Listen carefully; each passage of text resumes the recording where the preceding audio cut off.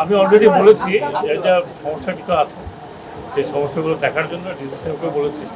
একটা রাস্তার কিছু আছে 2.5 কিলোমিটার 3 কিলোমিটার রাস্তা, এটা একটা প্ল্যান করার জন্য।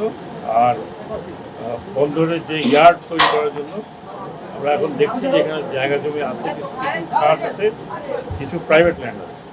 তো এইগুলো একটা প্ল্যান করে যতটুকু দরকার ততটুকু একটা প্ল্যান পাঠালে তারপর আমরা বুঝতে পারবো যে কতখানি জমি আছে, কতখানি জমি লাগবে এবং জমি নিতে আমাদের যতটুকু বাজেটের ব্যবস্থা করতে হবে।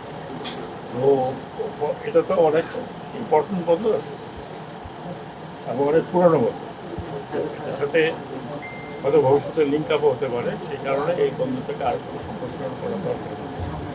আর যদি সম্ভব হয়, আমি জানি না, আবার তো অনেকটা ওয়ার্ল্ড ব্যাংকে দিয়ে অনেকটা বন্ধ করে গেছে। নেক্সট টাইম যদি ওয়ার্ল্ড ব্যাংকের কোনো প্রজেক্ট থাকে তাহলে সেটা নিলে ওটা আমাদের জন্য ইজি। Thank you. আমরা অত্যন্ত আনন্দিত।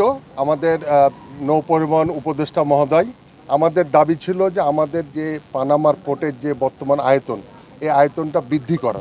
উনি এটা গ্রহণ করেছেন এবং উনি যত তাড়াতাড়ি সম্ভব এটার ব্যাপারে প্রয়োজনীয় পদক্ষেপ নেবেন। আপনারা তো জানেন যে একটা এক্সটেনশন করতে গেলে এটা গভর্নমেন্টের রিকুয়েশন থাকেন।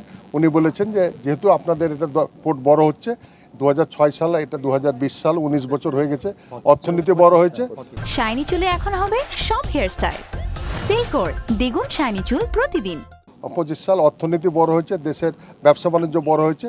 আমরা এক্সটেনশনের জন্য প্রয়োজনীয় পদক্ষেপ নেব বলে উনি আমাদেরকে আশ্বস্ত করেছেন, নাম্বার 1। নাম্বার 2 হচ্ছে যে আমাদের এই যে এক্সিট, পানামা পোর্টের যেটা এক্সিট রুট গেট, সেই গেট থেকে আমাদের যখন ইন্ডিয়ান গাড়ি এবং বাংলা গাড়ি যখন আপনার এই মূল রাস্তা দিয়ে যাওয়া আসা করে তখন যানজট সৃষ্টি হয়। আমরা এটা তুলে ধরেছিলাম। উনি আমাদের এই এক্সিট রুট 5 নম্বর গেট থেকে আমাদের বিএসএফের বিজেপির যে আছে পিরোজপুর মোড়, 2.5 কিলোমিটার একটা রোডসের জন্য রাস্তা করা হয়। তার জন্য উনি জেলা প্রশাসককে রোডসের মাধ্যমে প্রপোজাল দেওয়ার জন্য বলেছেন এবং উনি কথা দিয়েছেন যে এটা প্রয়োজনীয় পদক্ষেপ নিয়ে আমরা ওই 2.5 কিলোমিটার বাইপাস সড়কটা উনি নির্মাণ করে দিবেন। আমরা ওনার কাছে ফায়ার ব্রিগেডের জন্য দাবি করেছিলাম। ওনারা বলেছেন যে এ বিষয়ে আমরা সংশ্লিষ্ট কর্তৃপক্ষকে লিখবো যেন এখানে একটা ফায়ার ব্রিগেড করা হয়।